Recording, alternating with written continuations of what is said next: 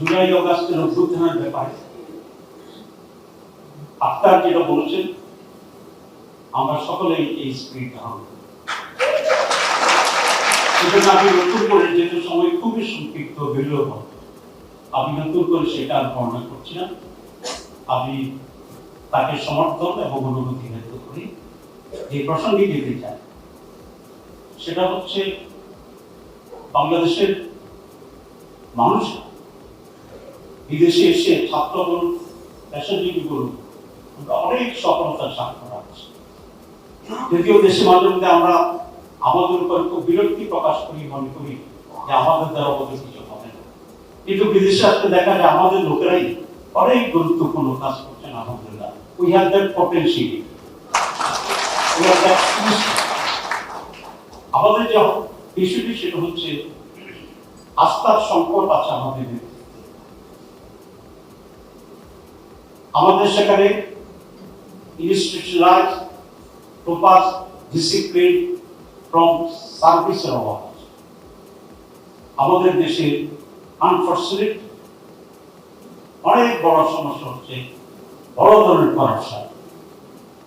এই সমস্ত বিষয়গুলিকে যদি আমরা অ্যাড্রেস করতে পারি, তাহলে বাংলাদেশ বিশ্ব একটি টাইগার হিসাবে অল্প সময়ে আবির্ভূত হতে পারবে।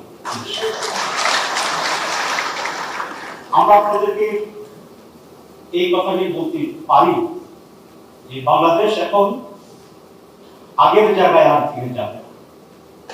আমাদের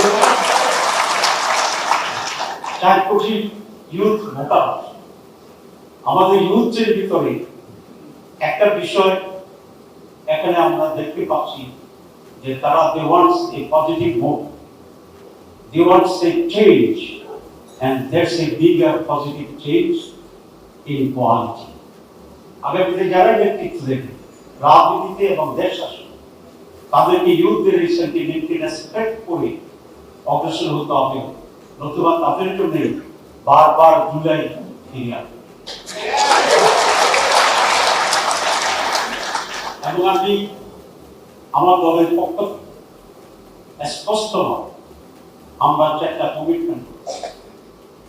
প্রথম, বাংলাদেশের স্বাধীনতা এবং সার্বভৌমত্বের ব্যাপারে কোন আপোষ নেই। চ্যালেঞ্জ যতই বড় হোক, যতই ছোট হোক, যতই দূর থেকে হোক, যতই কাছে হোক। নাম্বার 2, আমরা সাস্টেইনেবল ডেমোক্রেসির ব্যাপারে ওয়াদাবদ্ধ। নাম্বার 3, একটি ফেয়ার, ক্রেডিবল, পার্টিসিপেটরি। এই পার্টিসিপেটরি অর্থ আওয়ামী লীগ সহ